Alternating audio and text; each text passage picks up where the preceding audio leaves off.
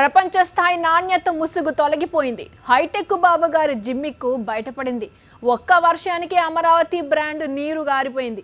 నిన్నగాక మొన్న కట్టిన సెక్రటేరియట్, అసెంబ్లీ తాటాకు గుడిసె కంటే ఘోరంగా చిల్లు పడిపోయాయి. నీరంతా లోపలికి చేరిపోయింది. ఒకచోట గోడ కూలింది, మరో గదిలో పైకప్పు కింద పడింది. మాట్లాడితే అంతర్జాతీయ ప్రమాణాలు, సింగపూర్ టెక్నాలజీ అంటూ ఊదరగొట్టే ప్రభుత్వం డొల్లతనాన్ని వెక్కిరించింది. అతి తక్కువ కాలంలో అసెంబ్లీ సచివాలయం నిర్మించామని ప్రచారంతో పండుగ చేసుకున్న ఎల్లో గ్యాంగ్ ఎలా మసిపూసి వర్షం సాక్షిగా తేట తెల్లమైపోయింది. తొలకరి వర్షానికి వెలగపొడిలో అసెంబ్లీ సచివాలయం జలమయమయ్యాయి. నవ్యాంధ్ర పాలన కోసం నిర్మించిన ప్రధాన కట్టడాలు ఎంత నాసిరకంగా ఉన్నాయో ఒక్క వానతో తేటతెల్లమైంది. అమరావతి పేరుతో చేస్తున్న హడావుడికి, ప్రచార ఆర్భాటానికి, వాస్తవ ప్రమాణాలకి, నక్కకి నాగలోకానికి ఉన్నంత తేడా ఉందని తేలిపోయింది. చంద్రబాబు సర్కారు పనితీరు ఎంత టెంపరీగా ఉందో ప్రస్తుతం నవ్యాంధ్ర రాజధాని పరిసరాలు చూస్తే అర్థమవుతుంది.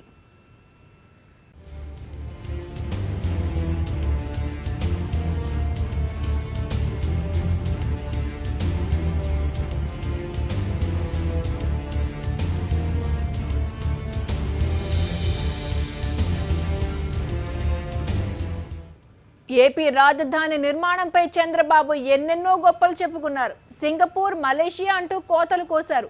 డిజైన్లకే డజనుకు పైగా దేశాలు తిరిగొచ్చారు. తీరా చూస్తే కొద్దిపాటి వర్షానికే ఏపీ రాజధాని చిత్తడిగా మారింది. ఏపీ సచివాలయం, అసెంబ్లీ భవనాల్లో వర్షపు నీరు కారుతున్నాయి. అసెంబ్లీలో ప్రతిపక్ష నేత వైఎస్ జగన్మోహన్ రెడ్డి ఛాంబర్లో అయితే వర్షపు నీరు భారీగా కారుతోంది. ఇదేనా ప్రపంచ స్థాయి రాజధాని అంటూ జనం నవ్వుకుంటున్నారు. చదరపు అడుగుకు 10,000 రూపాయలు మొత్తం ఖర్చు, 900 కోట్లకు పైనే.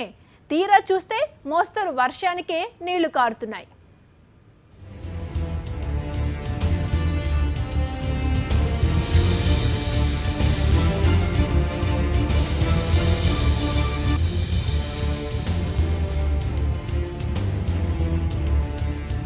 ఒక్క వర్షానికి అమరావతి అతలాకుతలమైంది. సచివాలయం పరిసర ప్రాంతాల్లో కుండపోత వర్షం పడింది.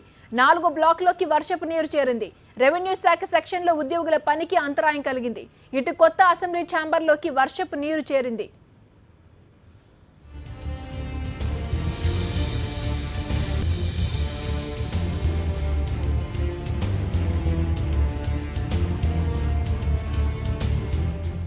ఒకే ఒక్క వర్షానికి అమరావతి సచివాలయ నిర్మాణాల్లోని డొల్లతనం బయటపడింది. వైఎస్ఆర్సీపీ ఎల్పీ ఛాంబర్లోకి వర్షపు నీళ్లు చేరాయి. ప్రతిపక్ష నేత వైఎస్ జగన్ ఛాంబర్ వర్షపు నీటితో నిండిపోయింది.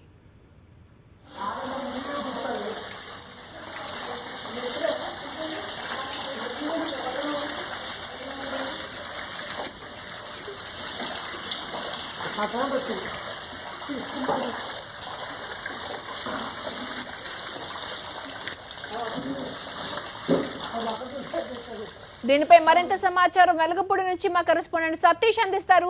సతీష్, చెప్పండి, ఏంటి పరిస్థితి? కనీసం పూరే గుడిసెలో కూడా ఇలాంటి పరిస్థితి కనిపించదేమో, అలాంటిది నవ నిర్మాణం చేసుకున్న అసెంబ్లీ ప్రాంగణంలో ఇలాంటి దృశ్యాలు చూస్తుంటే చాలా బాధాకరంగా ఉంది. డీటెయిల్స్ ఏంటి? క్రాంతి, ఆంధ్రప్రదేశ్ ముఖ్యమంత్రి ఓవైపు నవనిర్మాణ దీక్షలంటూ సభలు పెడుతుంటే ఆంధ్రప్రదేశ్ రాష్ట్ర ప్రభుత్వం నిర్మించినటువంటి నవనిర్మాణం కేవలం ఇంకా 6 నెలలు కూడా కాకుండానే అసెంబ్లీకి చిల్లులు పడిన పరిస్థితి. బహుశా భారతదేశంలో ఏ శాసనసభకు రానటువంటి దుస్థితి ఆంధ్రప్రదేశ్ అసెంబ్లీకి వచ్చిందని చెప్పవచ్చు. ఇదే మనం చూస్తున్నాం. ఇదే ఆంధ్రప్రదేశ్ శాసన మండలికి సంబంధించినటువంటి ప్రాంగణం. ఇది ఆంధ్రప్రదేశ్ శాసన మండలి లోపల ఉన్నటువంటి ఆ ఛాంబర్లలోకి వర్షపు నీరు అనేది వచ్చి పడిన పరిస్థితి మనం చూస్తున్న ఆంధ్రప్రదేశ్ శాసన మండలి ఈ బిల్డింగ్ పైనే, ఆ బిల్డింగ్ పైన ఉన్నటువంటి భారీ వర్షం కురిసింది. దాదాపుగా అది కూడా కేవలం ఒక 20 నుండి 25 నిమిషాలు మాత్రమే వర్షం కురిసింది. ఈ 25 నిమిషాల వర్షానికే అత్యంత ప్రతిష్టాత్మకంగా నిర్మించాము. అంతేకాదు, ఒక ఎస్ఎఫ్టీకి దాదాపుగా 10,000 రూపాయలు, బహుశా ప్రపంచంలో ఏ ప్రభుత్వ నిర్మాణానికి కూడా ఇంత వృధా ఖర్చు, ఇంత అత్యధికమైనటువంటి ఖర్చు చేసినటువంటి పరిస్థితి లేదు. అలాంటి ఈ నిర్మాణంలో మొత్తం చిల్లులు పడిన పరిస్థితి. సాక్షాత్తు ప్రతిపక్ష నేత వైఎస్ జగన్మోహన్ రెడ్డి ఛాంబర్కి సంబంధించినంత వరకు సీలింగ్ ఊడిపడింది. అంతేకాకుండా ఏసీలు బిగించిన చోట, అదేవిధంగా లైట్స్తో ఉన్న చోట మొత్తం గోడలకి 4 వైపులా ఉన్నటువంటి లీకేజీలతో మొత్తం వర్షం అంతగా నేరుగా ఛాంబర్లో పడినటువంటి పరిస్థితి. మొత్తం వైఎస్ఆర్ కాంగ్రెస్ పార్టీ శాసనసభ కార్యాలయం కానీ, ప్రతిపక్ష నేత వైఎస్ జగన్మోహన్ రెడ్డి కార్యాలయం మొత్తం నీటితో నిండిన పరిస్థితి. ఒక్క ఆ ఛాంబర్లే కాదు, మనం చూస్తున్న అది కూడా గ్రౌండ్ ఫ్లోర్లో ఉన్నటువంటి ఛాంబర్ వైఎస్ జగన్మోహన్ రెడ్డి, దాని పైన ఉన్నటువంటి ఛాంబర్లో కూడా కొన్ని సెక్షన్లు ఉన్నాయి. ఆ సెక్షన్ అసెంబ్లీ సచివాలయానికి సంబంధించిన సెక్షన్లు ఉన్నాయి. అందులో కూడా వాటర్ లీకేజ్ అయింది. అలాగే స్పీకర్ గ్యాలరీ పక్కన కూడా కొంత వాటర్ లీకేజ్ అయినట్టు చెప్తున్నారు. కారిడార్లోకి నీరు కూడా వచ్చిన పరిస్థితి మనకు తెలుస్తుంది. కొద్దిసేపటి కిందట ఇదే ప్రాంతంలో ఏదైతే శాసన మండలిలో సాక్షి టీవీలో ఈ లీకేజీకి సంబంధించి ఎక్స్క్లూజివ్గా వార్తలు ప్రసారం చేసిన తర్వాత సిఆర్డీ అధికారులు, ఎవరైతే ఇంజనీరింగ్ నిపుణులు ఉన్నారో వాళ్ళంతా కూడా ఆ పైకెక్కి కూడా, బిల్డింగ్ పైకెక్కి కూడా పరిస్థితులు ఏంటని తెలుసుకున్నారు. అయితే ఏం జరిగింది ఏంటనేది ఇంకా ఎవరు అధికారికంగా చెప్పని పరిస్థితి. ప్రస్తుతానికి మీడియాని ఎవరిని కూడా అసెంబ్లీ లోపలికి అనుమతించుకున్న చీఫ్ మార్షల్ పోలీసులు పూర్తిగా నియంత్రణ పరిస్థితి. చెప్పండి క్రాంతి.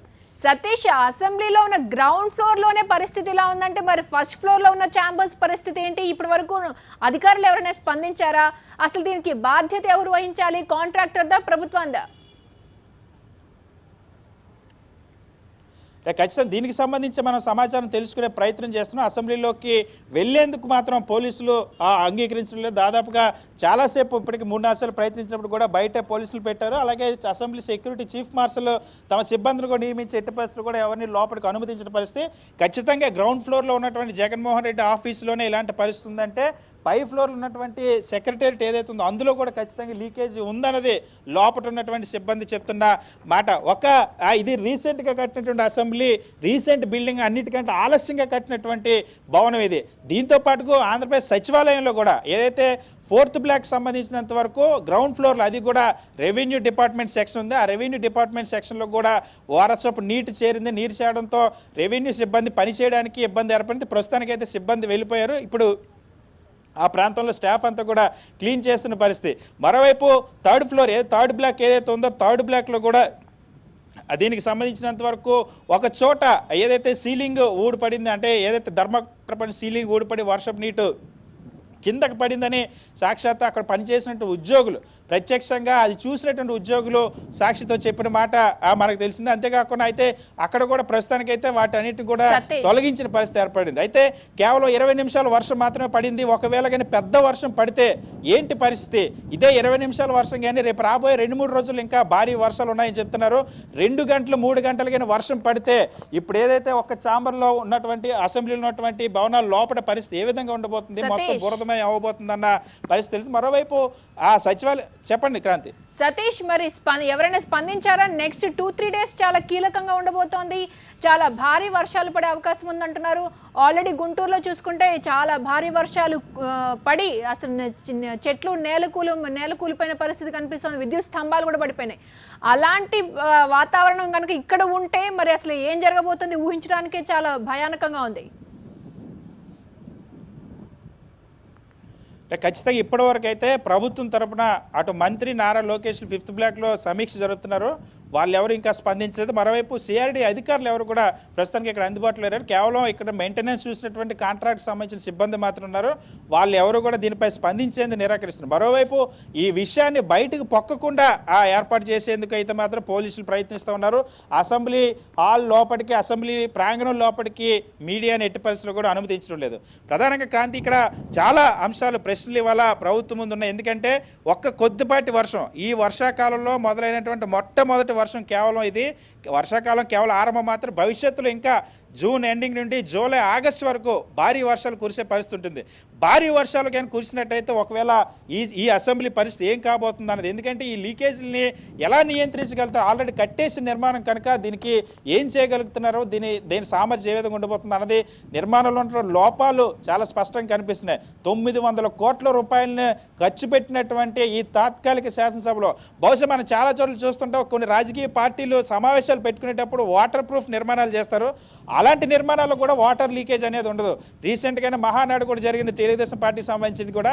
కానీ ఇలా శాశ్వతంగా ఉండాల్సినటువంటి ఒక భవనంలో వాటర్ లీకేజ్ అనేది మాత్రం నిజంగానే ప్రపంచ స్థాయి నిర్మాణం నేను 192 రోజుల్లో నిర్మించామని చెప్పి గొప్పగా చెప్పుకునేటువంటి ప్రభుత్వానికి మాత్రం ఈ అంశం నడి రోడ్డు మీద పరువు తీసేసినటువంటి పరిస్థితి ఏర్పడేలా తీసుకొచ్చింది. ఎందుకంటే దీనికి సంబంధించి ఎన్నో ఈ మధ్య ఒక వీడియోను కూడా రిలీజ్ చేసింది, అద్భుతంగా నిర్మిస్తున్నామని చెప్పింది.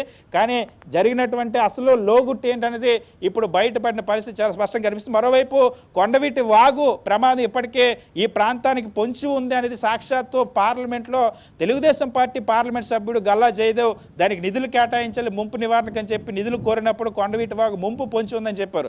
ఈ రాబోయే వర్షాలు కానీ భారీగా వచ్చినట్టయితే అలాంటప్పుడు మళ్ళీ ఈ ప్రాంతం అంతా ఏమవబోతుందని ఒక టెన్షన్. మరోవైపు ఉద్యోగులు ఇవాళ రాత్రికైనా మళ్ళీ భారీ వర్షం పడితే రేపు విధులు నిర్వహించగలమా లేవా అన్నటువంటి ఒక సందేహం కూడా ఇటు అసెంబ్లీ సిబ్బందులను అటు సచివాలయ సిబ్బందులు కూడా వ్యక్తమవుతుంది. ఇప్పటికే సచివాలయానికి సంబంధించి గతంలో చాలా ఒక నిర్మాణాలు కట్టడం జరిగిన పరిస్థితి. సాక్షాత్తు సీఎం చంద్రబాబు స్పందించడానికి సిపిఐ నగర కార్యదర్శి అయిన దోనెపూడి శంకర్ గారు ఉన్నారు. నమస్తే శంకర్ గారు. నమస్తేనండి.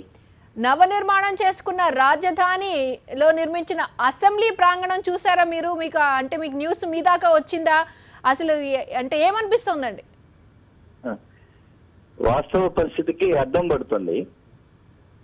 గతంలోనే ఇటువంటి పరిస్థితి ప్రమాదాలు ఎదురవుతాయి అని చెప్పి శివరామకృష్ణన్ కమిటీ ఆ రోజునే చెప్పింది. ఇది నదీ పరివాహక ప్రాంతం. ఈ ప్రాంతంలో కనుక రాజధాని నిర్మిస్తే చిన్నపాటి వర్షం కురిసినా, వరదలు వచ్చినా, ప్రకృతి వైపరీత్యాలు వచ్చినా ఈ ప్రాంతం మునిగిపోతుంది. కాబట్టి కనీసం 13 అడుగుల ఎత్తులో నిర్మాణం సాగాలని చెప్పి గతంలోనే చెప్పి ఇదంత శ్రేయస్కరం కాదని చెప్పారు శ్రీరామకృష్ణ కమిటీ చెప్పినా చంద్రబాబు నాయుడు గారు ఈ ప్రాంతాన్ని రాజధానిగా నిర్మాణానికి కొనసాగింపు చేశారు.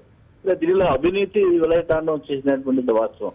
తాత్కాలిక రాజధాని పేరుతో, తాత్కాలిక సచివాలయం పేరుతో కోట్లాది రూపాయలు ఖర్చు పెట్టినటువంటి పరిస్థితి ఇవాళ ప్రత్యక్షంగా చూస్తున్నాం. శంకర్ గారు ఎంతో అత్యాధునిక టెక్నాలజీతో అసలు సింగపూర్, మలేషియా లాంటి రాజధానిని ఇక్కడ నిర్మిస్తామని చెప్పారు. అలాంటిది తాత్కాలిక రాజధాని అంటే ఇంకా ఎంత బాగా కట్టారో 192 డేస్లోనే కంప్లీట్ చేశారు. చాలా ప్రతిష్టాత్మకంగా చెప్పుకున్నారు టీడీపీ ప్రభుత్వ పెద్దలు. అలాంటి పరిస్థితుల్లో ఇప్పుడు కేవలం 20 నిమిషాలు మాత్రమే అక్కడ వర్షం పడితే పరిస్థితి ఇలా ఉంది. అంటే ఎలా ఉండబోతుందండి? రాజధాని ఎలా నిర్మిస్తారని మనం అనుకోవచ్చు. కేవలం 3 సెంటీమీటర్లు వర్షపాతానికే ఇవాళ రాజధాని మునిగిపోతే మద్రాసు తరహా చెన్నైలో వర్షం పడినట్లుగా 100 సెంటీమీటర్ల వర్షం కురిస్తే పూర్తిగా సముద్రాన్ని కల్పించేటువంటి పరిస్థితి అవుతుంది. కృష్ణానది ఈ నూతన రాజధాని ఏకమైపోయేటువంటి పరిస్థితి ఏర్పడుతుంది. కాబట్టి ఇప్పటికైనా లొసుకులు ప్రభుత్వం తమ భేషజాన్ని వదిలిపెట్టాలి. నిపుణుల స్వదేశీ సాంకేతిక నిపుణుల యొక్క సలహాలు తీసుకోవాలి. ఇవాళ చూస్తున్నాం మీడియాలో ఇప్పటికే ప్రతిపక్ష నాయకుడి ఛాంబర్ దగ్గర నుంచే వివిధ ఫ్లోర్స్ మునిగిపోతున్నటువంటి పరిస్థితి ఉన్నది. మునిగిపోయింది. బకెట్లతోటి తోడేయబడిన పరిస్థితి వస్తుంది. దీని వెనుక పూర్తి స్థాయిలో మట్టి పిల్లలు విరిగిపోతున్నటువంటి పరిస్థితి స్లాబ్ నుంచి. కాబట్టి దీంట్లో కానీ అవినీతి రాజ్యమేలింది. అవినీతి చోటు చేసుకుందనడానికి ఇంతకంటే ప్రత్యక్ష తర్కారం ఇంకోటి లేదు. కాబట్టి ఈ ప్రభుత్వం నిజంగా ట్రాన్స్పరెన్సీ ఉంటే రాష్ట్ర ప్రభుత్వం, రాష్ట్ర ముఖ్యమంత్రి చెప్పేటువంటి పదే వల్లించేటువంటి ట్రాన్స్పరెన్సీ ఏమిటో ఈ నూతన రాజధాని సచివాలయ నిర్మాణంలోనే ఇక్కడే కనపడుతున్నది. ప్రపంచ స్థాయి రాజధాని కేవలం 2 సెంటీమీటర్ల 3 సెంటీమీటర్ల వర్షపాతానికి ఇవాళ మునిగిపోయేటువంటి పరిస్థితి. ఇది మరి విదేశీ పెట్టుబడులు ఎక్కడి నుంచి వస్తాయి? విదేశీ సాంకేతిక నిపుణులు కానీ లేదా ఇతర సంస్థల నుంచి రాజధాని నిర్మాణంలో ఏ రకంగా పెట్టుబడులు పెడతారు?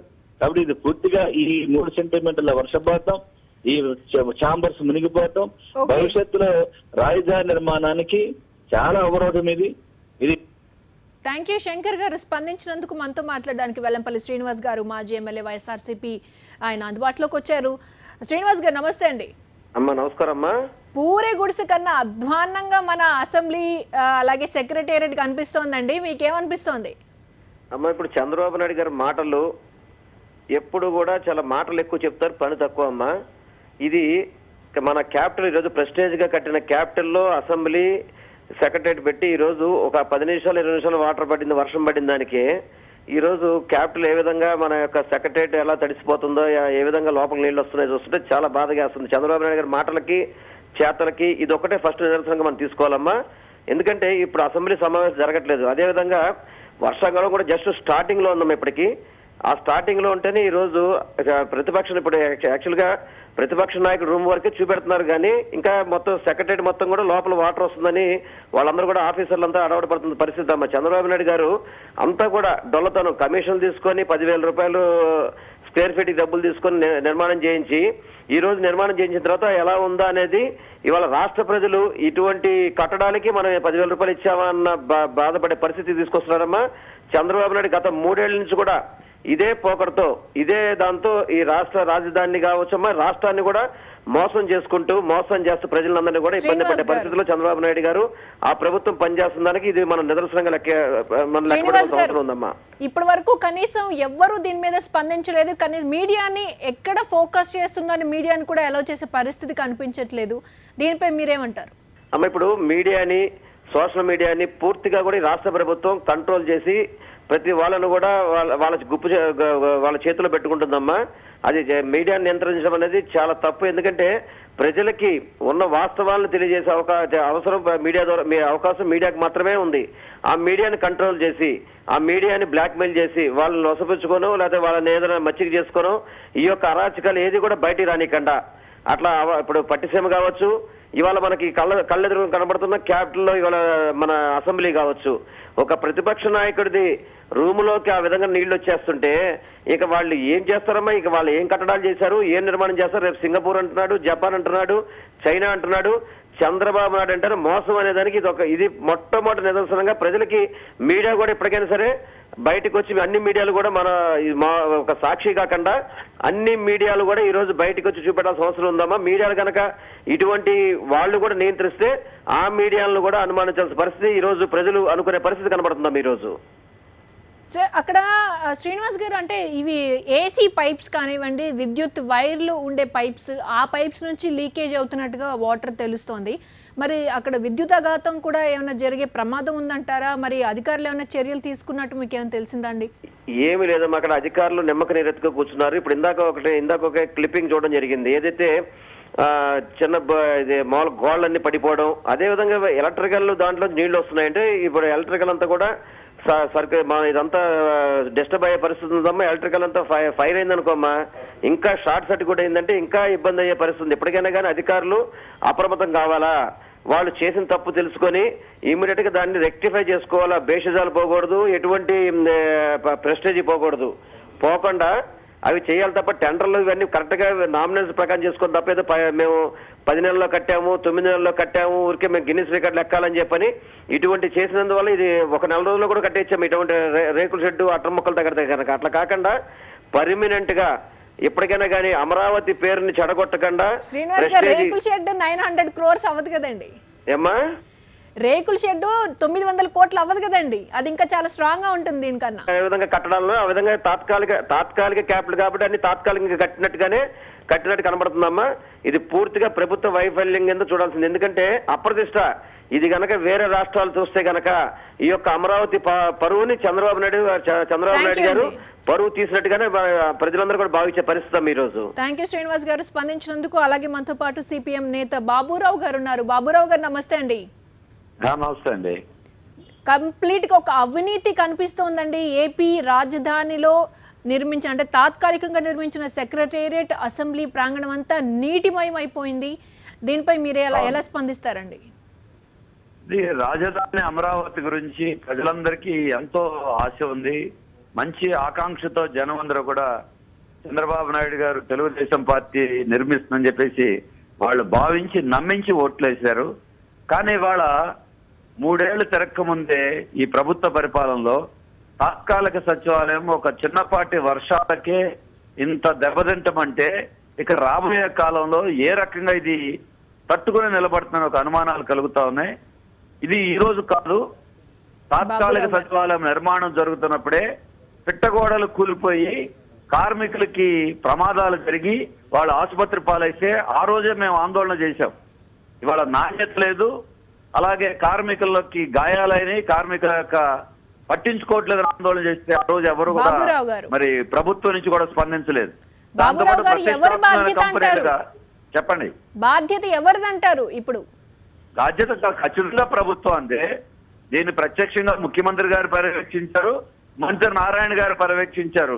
కాబట్టి వాళ్ళు ప్రత్యక్ష పర్యవేక్షణలో జరిగిన తర్వాత ఖచ్చితంగా వాళ్ళదే బాధ్యత. రెండోది, వాళ్ళు ప్రతిష్టాత్మకంగా చెప్తున్న ఎల్ఎన్టీ, షాపూర్జీ కంపెనీలు బ్రహ్మాండం అని అన్నారు.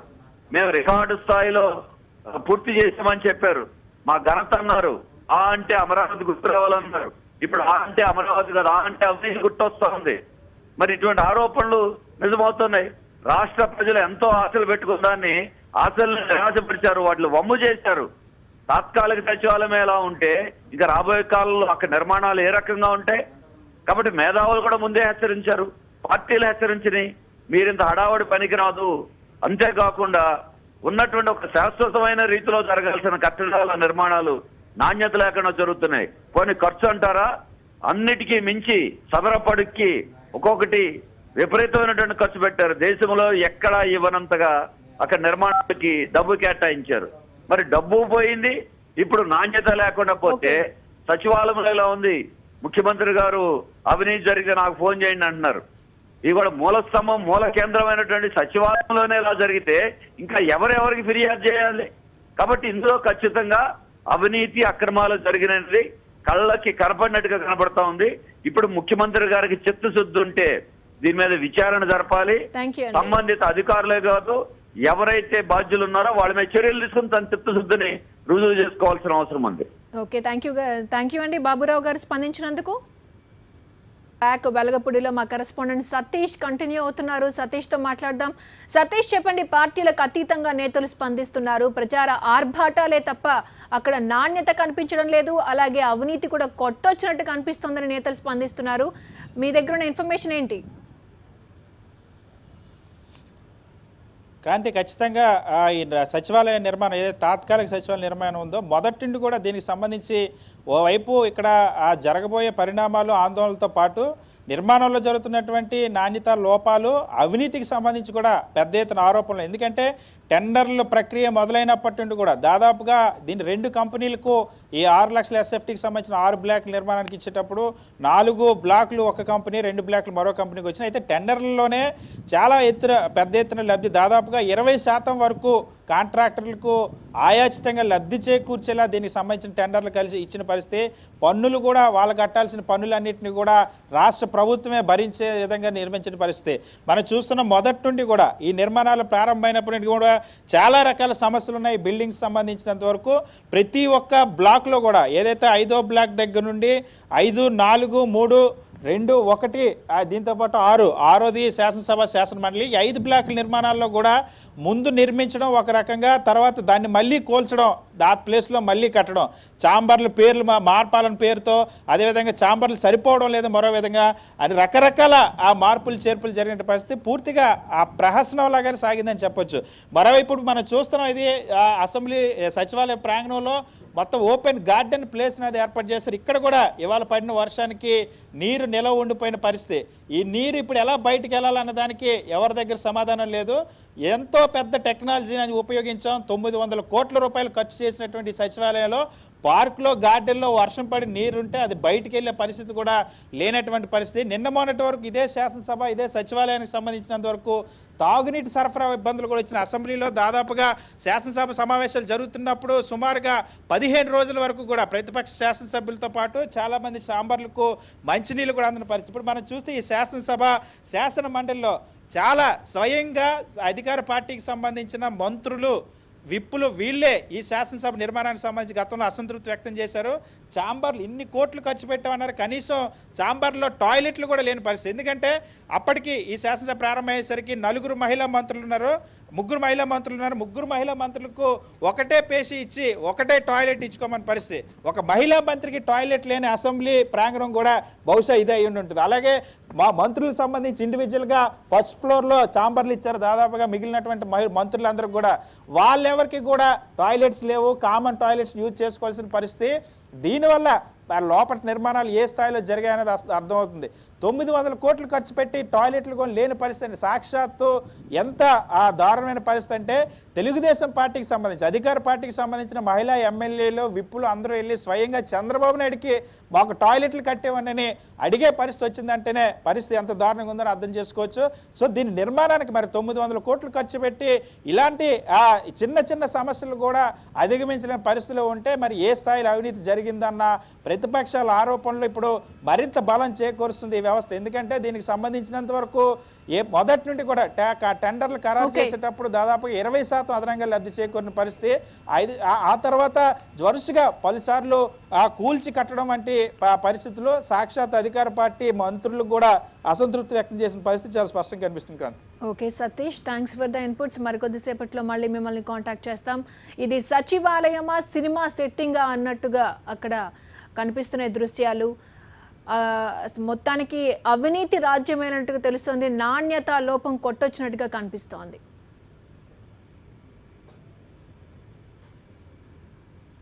సాక్షి ఇప్పటివరకు ఎక్స్క్లూజివ్గా సచివాలయంలో అలాగే సెక్రటేరియట్లో జరిగిన విషయాల్ని లైవ్గా అందించింది.